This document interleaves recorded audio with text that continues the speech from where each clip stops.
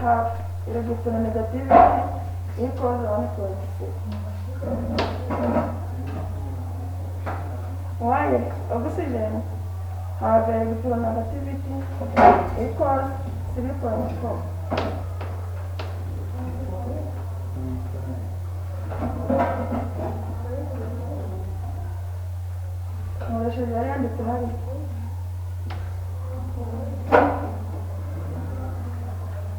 This equals 3.4 minus 1.6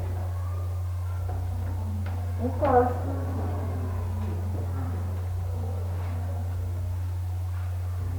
2.1.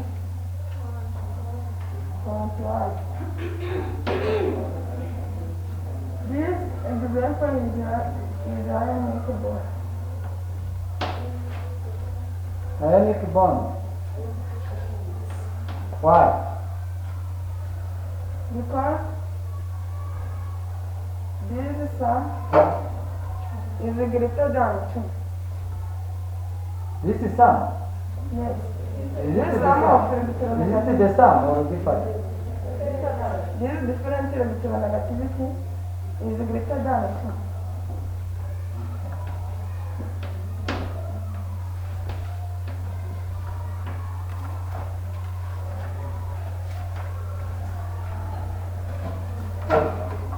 Okay, thank you for the covalent bond. We are now explaining the intermolecular forces and the giant covalent structure. Simple and giant covalent structures. Simple and giant.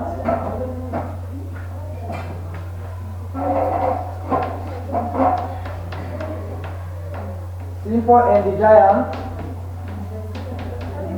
covalent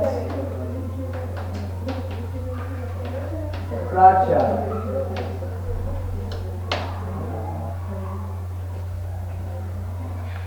For simple covalent structure, we have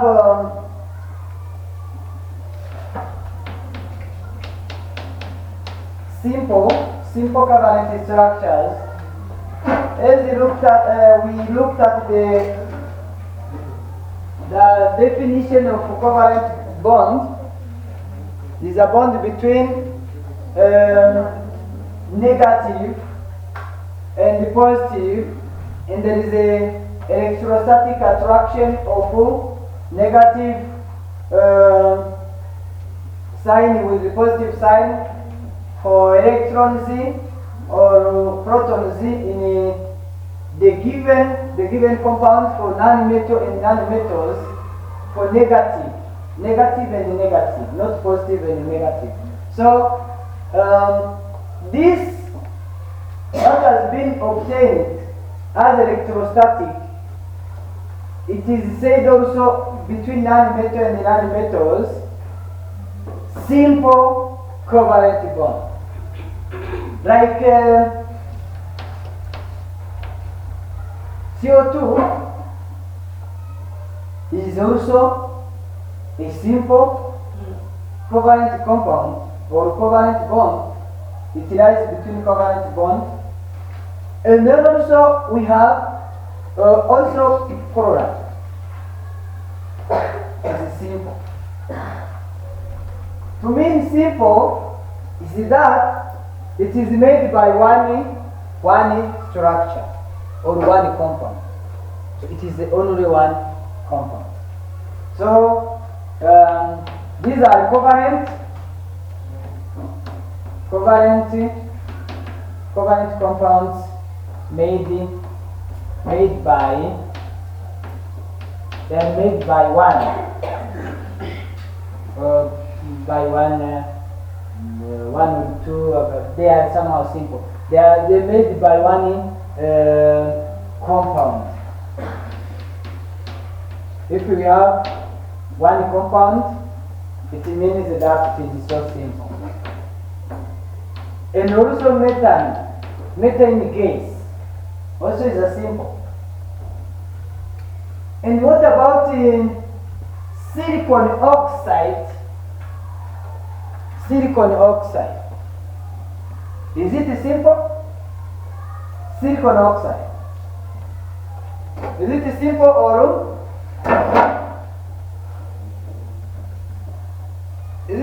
or giant? It is giant. Is it giant? It is giant. It is so big. It has been grown big. Simple molecular structure and their physical properties, they are similar to the properties of covalent bonds. Properties, first of all, properties of simple.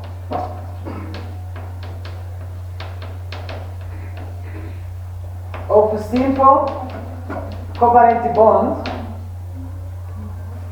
First of all, they have low melting. Low melting point and boiling point as seen.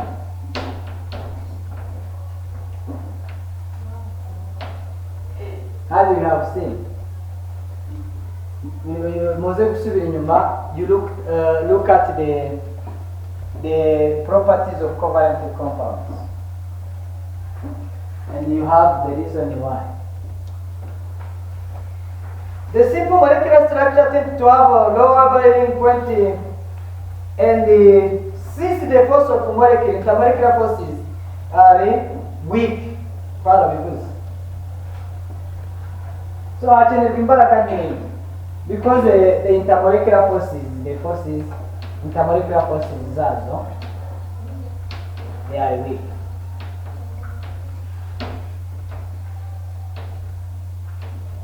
Cyangwa Van der Waals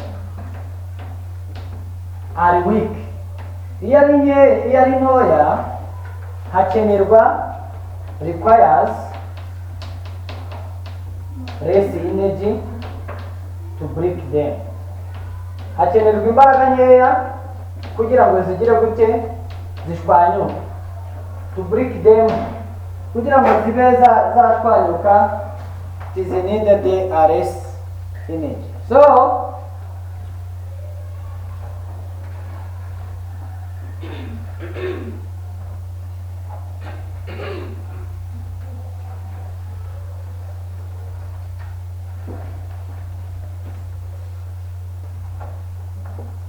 there is poor electrical conductivity,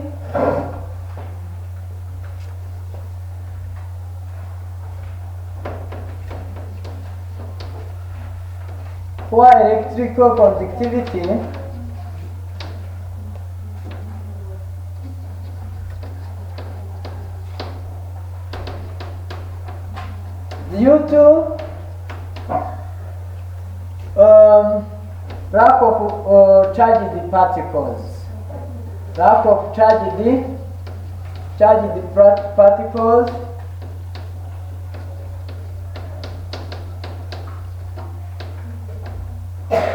The charged particles are not obtained. They are not ionizing. So,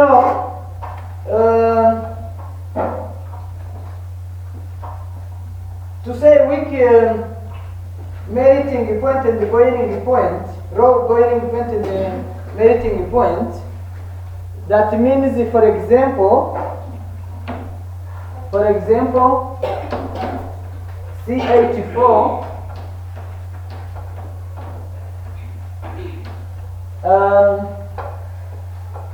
it needs minus 161 Celsius degree to be broken.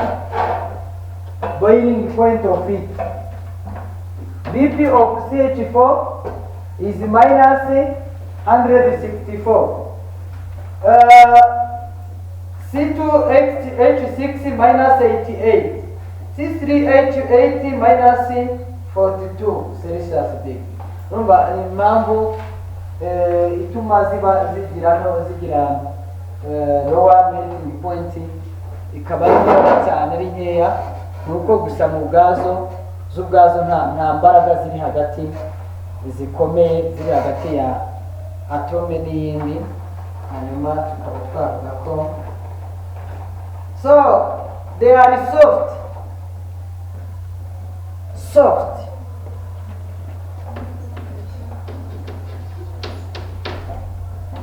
and low density.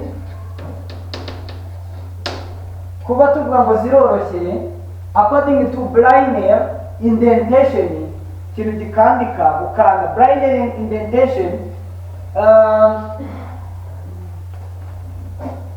We can also take an example. Here we have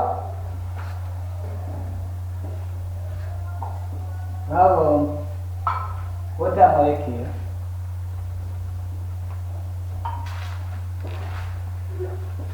And you have sodium hydroxide here.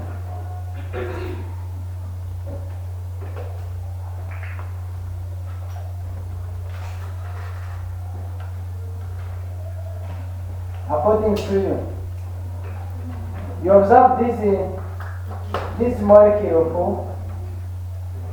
These are molecules, two different molecules. This is the molecule of sodium hydroxide and the molecule of water. Molecule of water and molecule of sodium hydroxide acid. According to you, which is soft and which is hard?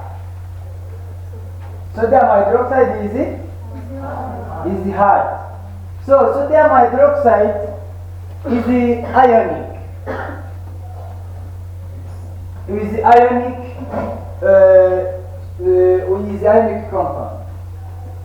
While water molecule is covalent. So it is soft.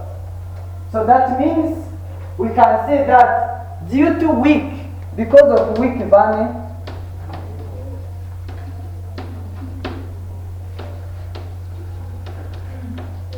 za mbaraga zikurura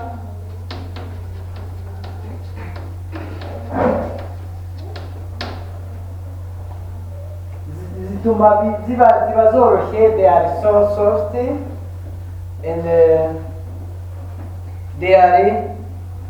their bonds are not strong as well, and you can say that you can confirm. The simple structure tends to be quite insoluble in water, but depends on polarizing the molecule. Insoluble in water,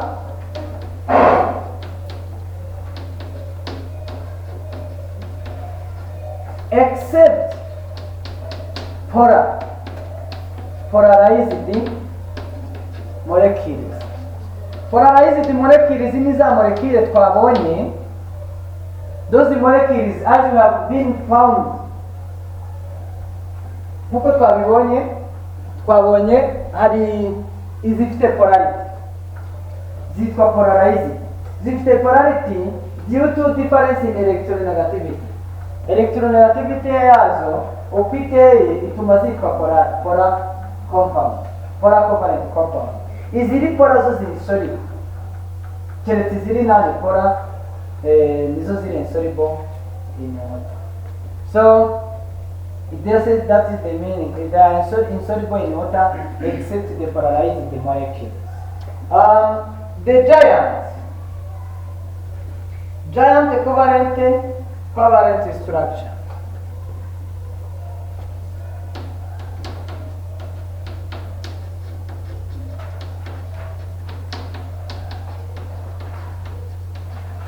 And their properties.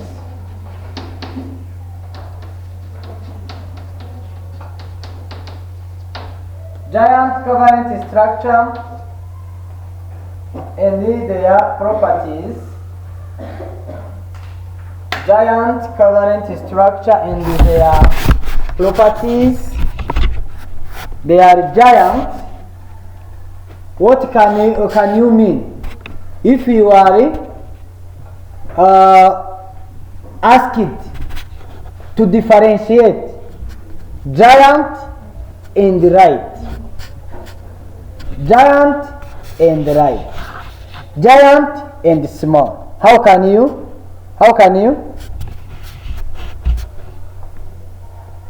What is the difference between giant and small?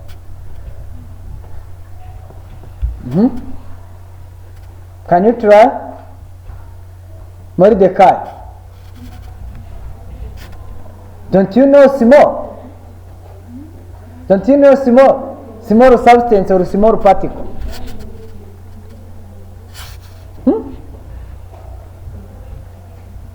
What is small? Small uzi icyo ari cyo? Small ntabwo uzi icyo ari cyo? Mu cyongereza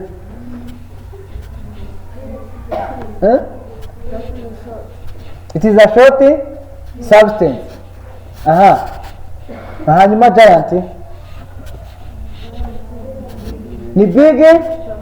It is a big substance. Okay.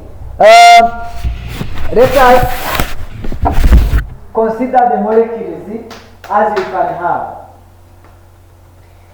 Sometimes the covalent bonded structure can form a giant network known as covalent structure. This structure, each network bond connecting all the atoms to each other. These structures are usually very hard and high melting point and boiling point because of strong covalent bond holding each atom in this place. That means many network of compounds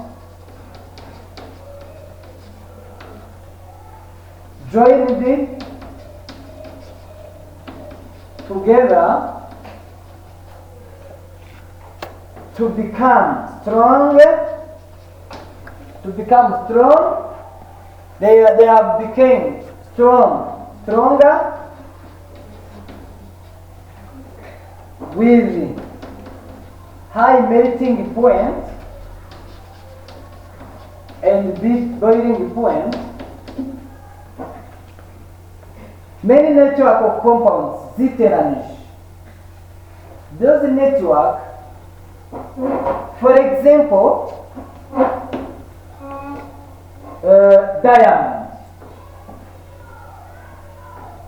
diamond. What is diamond? After observing a video, what is diamond? You have observed the videos. What is diamond? Stand up.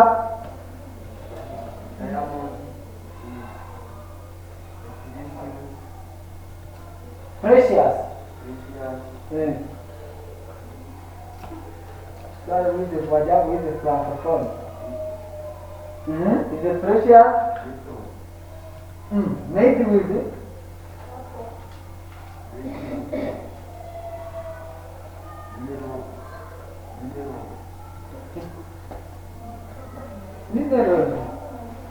Okay, thank you. According to another one.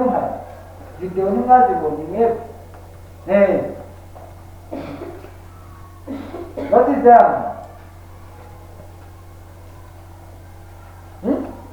What is that? What is that? I don't know. Diamond is not we want. No, this is como tangible. What is diamond? Participation. Diamond is a compound made with iron. Maybe with a copper. Like CO2.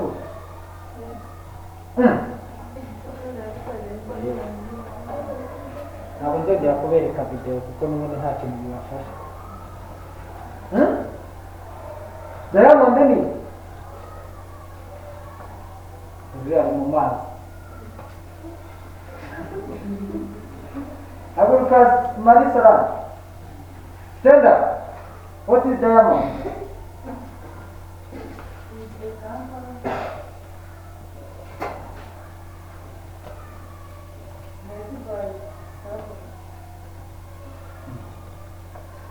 Like CH4.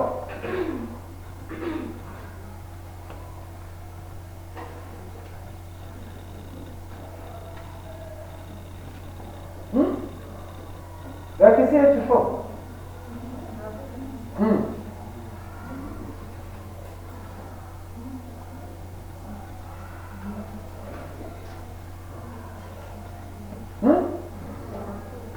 Like CH4. Janet, what is diamond? Stand up. Stand up.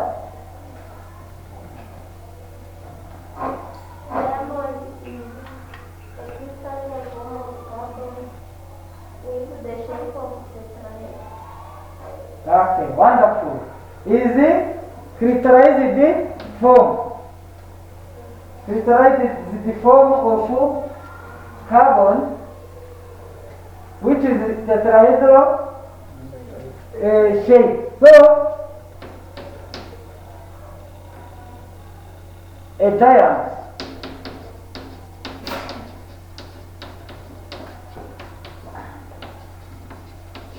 made by many carbon atoms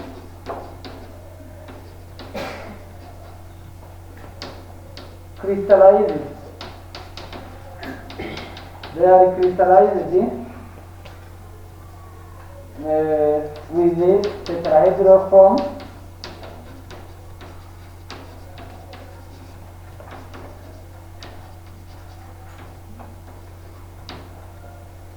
According to you, formation of diamond, is it simple, is it easy or complex?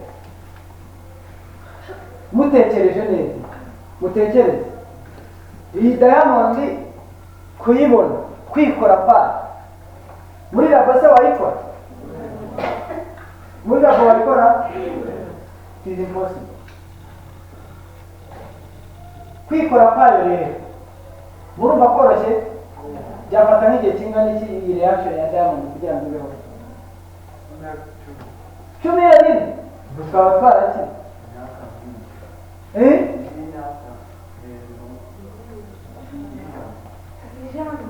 Nijana memba rini?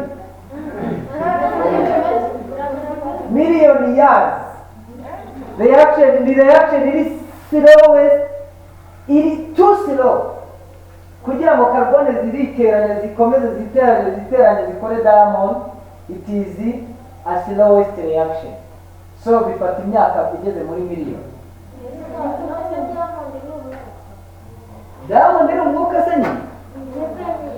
Ni ibuye.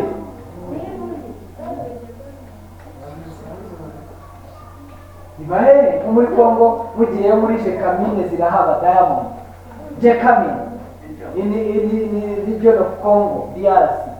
Hanyuma muri DRC rero diamond zihaba ziba zarakozwe nyine mu myaka myinshi, ari amakarbone ziva hehe? Carbone ntabwo ziva ziva muri cyakoze dukarira biba by'imyanda byanyuze bikagira. Hanyuma rero izo carbone ziteranije zigakomeza zigakora mechanism the process which is million years, fata imyaka myinshi hakazaboneka diamond mu gace runaka.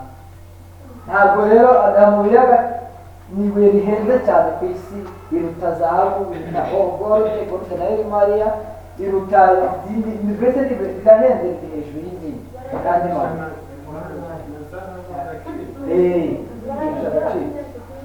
barayigura ahubwo abanza ibibazo ati mbese zahabu nako diamond ubundi ikora iki buriya? duhite twibaza ngo what is, bibaze mu cyongereza twumva. Ask the question in English. What is the importance of diamond? It has paramount importance, first of all, in cutting metals. Cutting metals. Ziriya zikata ibyuma, cyane cyane ibyuma biteranya indege, guteranya amamodoka, kuko hari icyuma kiba kigize gute kirengaho bakozaho nko gukata amazi. Diamond rero gukata icyuma ni nk'amazi. Hanyuma iyo bafite ibyuma ariko ntabwo iba ari diamond yose, ubwo nta kantu baba basizeho dukeya bakozaho gukata icyuma kikagenda nk'uko wakata iki, bakata agakira avoka ihiye. So in the cutting metals, they are used in cutting metals. Hanyuma nyuma y'ibyo zigakoreshwa mu gukora ariya manuze ama GPS. GPS bazita global iriya system yo kureba ya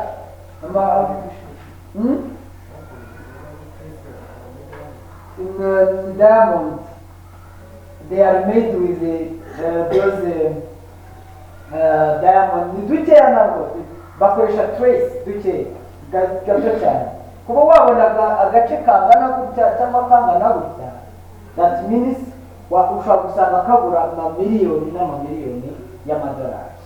Gato cyane kubera ko it is so expensive. No kugira ngo iboneke bifata ya myaka murayumva nawe. So GPS in four. ntabwo ariyo twagendereye, reka dukomeze.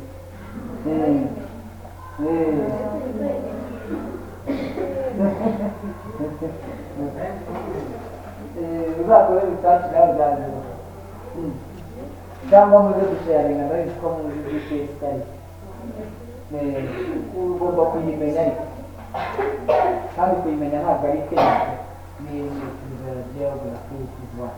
So giant molecule made by carbon atoms which are crystallized with tetrahedral form is diamond. In diamond, one molecule of carbon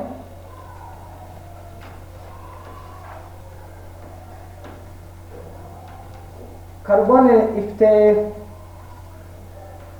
4 electrons, yiteranijeho hano zingahe? 4. Sibyo? Iyi nayo ikazana izindi gutya, sibyo? N'iyi nayo ikazana izindi, n'iyi nayo ikazana izindi gutyo n'izindi zikazana izindi gutyo, zikagenda ziteranya, ikaba ari shene ndende y'amakarbone menshi ashoboka ageze kuri miliyari nyinshi cyane, many carbons cyane attached to make diamond. Diamond has very high melting point, ibihumbi bine, very high melting point.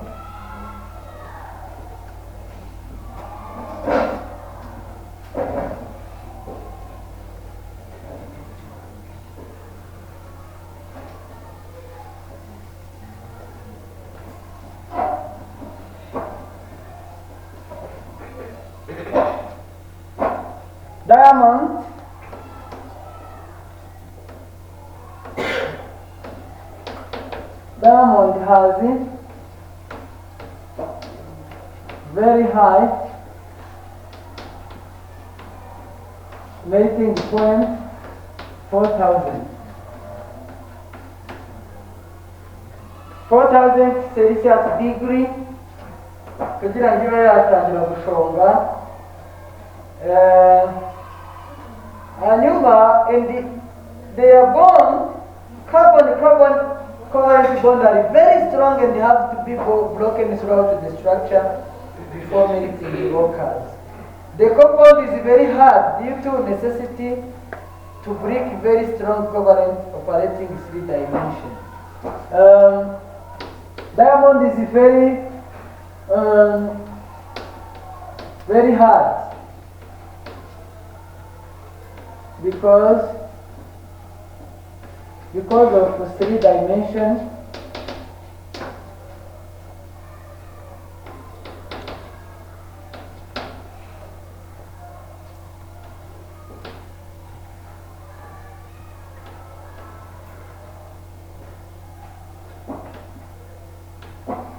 GPS abantu babazaga ni global positioning system. Positioning system. Okay. The compound is very hard due to necessity to break very strong covalent operating in 3 dimensions. Does not conduct electricity. Ntabwo umuriro ushobora no gucamo muri diamond, bivuze ngo ntabwo ari izora, ahubwo cannot conduct electricity. Bivuze ngo wayikoresha ahantu wacometse umuriro ucanye utazimye mu ruganda, hanyuma kandi igakomeza yo gukora its activities zigakomeza, kandi umuriro nawo utawukuyeho kuko wakoresha izindi bigusaba kubanza gukupa umuriro.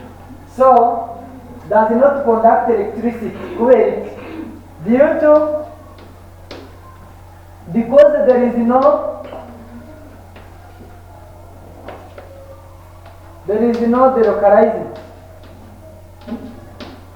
delocalized electron between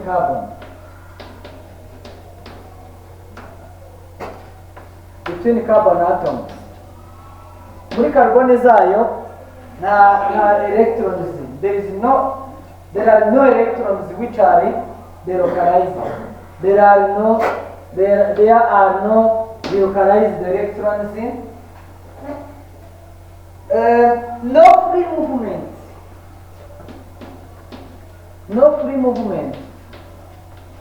movement of electrons. nta nzira, nta hantu electrons zinyura, ibifatanye cyane. The compound is insoluble in water. Insoluble in water.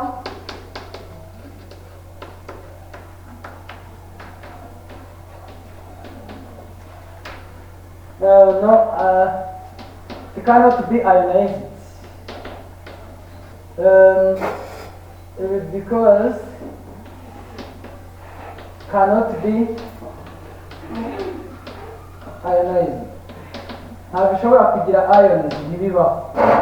Diamond iguma ari diamond.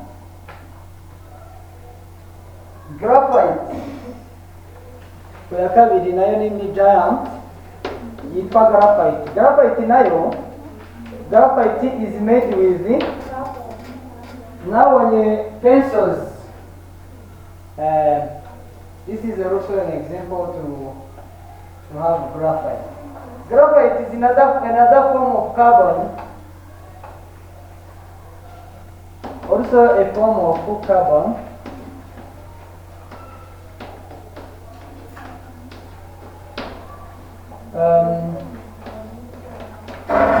If the carbon nyinshi,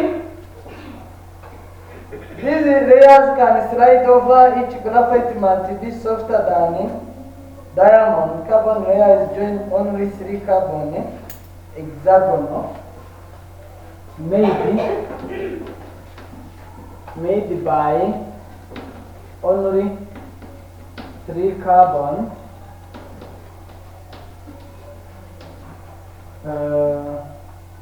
within hexagonal ring. Hexagonal ring. Iyi imwe ikozwe n'enye ariko yo igira eshatu kuri graphite. Graphite yo haba harimo eshatu. So So that means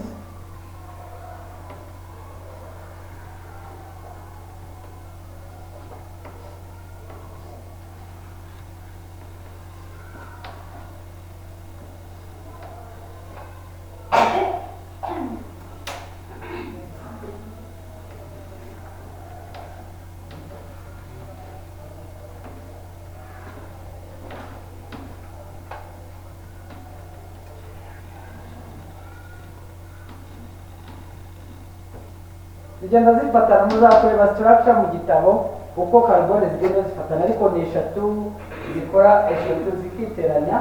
Nk'ahangaha dufashe eshatu 3 zikaba hexagonal. Aka ni kamwe wenda tuvuge kuri graphite for the simplest one. Atome za carbone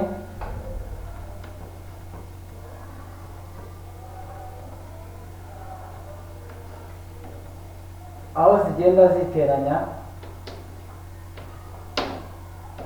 ningira gutya kuri structure yayo, structure of graphite, nzagashushanya. I cannot draw it easily kubera ko these shapes are not made. Okay, graphite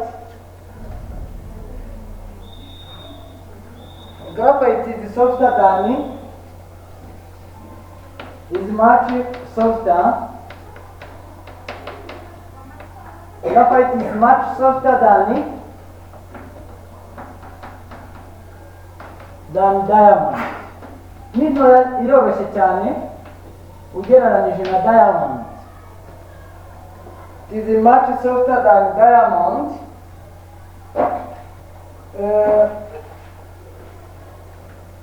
Because it is made by 3 carbon. Now diamond yo zirafatanya zose. Nayo ifite high properties, high melting point and boiling point, ariko itarusha diamond, ariko iri munsi ya diamond.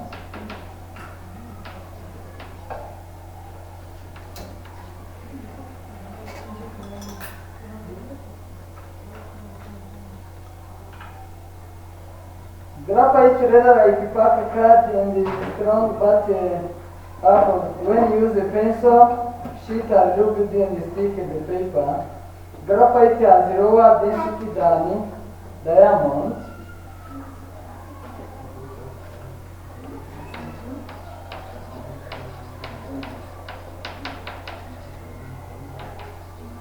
Lower density than diamond.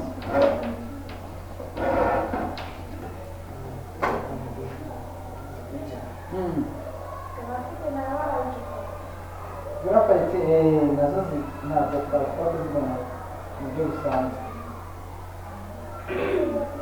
ariko zo zirakoreshwa cyane, ntabwo ziri expensive. Graphite can be made whereas diamond are natural, so they are different. Graphite has lower density than diamond, insoluble in water and organic compounds. Graphite is a conductor of electricity. Ako ngako niko kumvikana. Graphite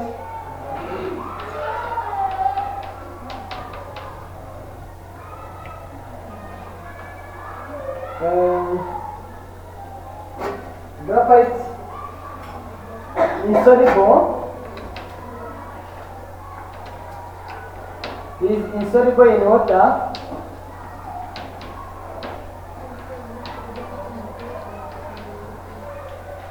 Or organic solvent,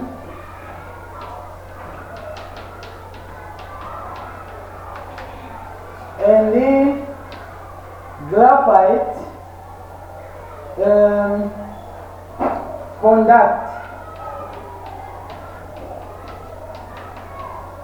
conduct electricity.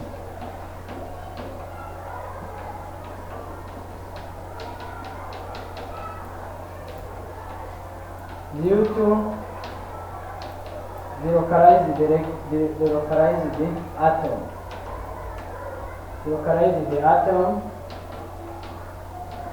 of carbon. They localize the atom of carbon.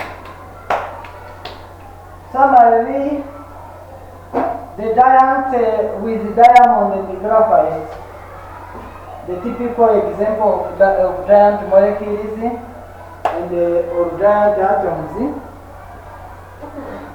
They are not atoms because they are made with many millions of atoms. The giant structures are used or are made for the improved covalent compounds, because if they are presented, it means that we have high melting point and high boiling point, and then also conductivity, and then also application zizikiyongera. Akamaro kazo nako kakaba kari advanced. So for the next lesson, we shall look for silicon oxide as an example of giant, because silicon oxide it is real known. Dusanzwe tuyikoresha, dusanzwe tuyibona nka covalent compound. Ariko yes.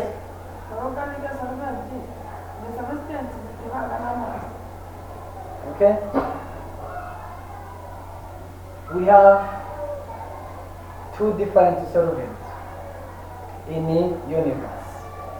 Water is the universal solvent. Water is the universal solvent. Other solvents, to say that they are organic, it means that if they are organic, they are made with the carbon and the hydrogen and the other compounds. For example, ethanol, alcohol. Ethanol is known. Ethanol is a solvent because to call a substance as a solvent, that means that substance is needed to be put in any material, and then you want to dissolve it with the solute. For example, water is a solvent because if I wanted to make a solution of sodium hydroxide, I use water. Clear what you mean? What I am meaning? Yes. If I take sodium hydroxide, period, utukoze nkadushyira mu mazi nkakora solution, sibyo? Iyo yatumye nkora solution yitwa solvent. Solvent rero ishobora kuba yaba organic cyangwa universal. Water, amazi niyo universal, niyo solvent yo ku isi ikoreshwa mu gutegura isima, ukayidisolvinga ugakora solution. Hanyuma hari n'izindi solvent tuzita organic. Nkafata nka rukoro nkayishyira hano, nifata rukoro nkayishyiramo hano, nshaka wenda kureba kuyivanga na eteri n'urugero, ndayivanga shyiremo ibe solvent, niyo twita organic solvent. Nizo organic solvent, they are so used to dissolve some solute. Hari solute zimwe na zimwe bikoresha. Bivuze ngo ntabwo wavuga ngo organic ngo solvent ngo ni iki, waravuze ngo ni iki? Organic solvent nazo ni solvent ukwazo, ariko ntabwo zivanga n'amazi n'umusanzu. Zo zivanga zo ubwazo zikazivanga n'izindi zifitanye nature, zo ziri organic. So thank you. Have a nice break, and we will come again here after break because we have another session.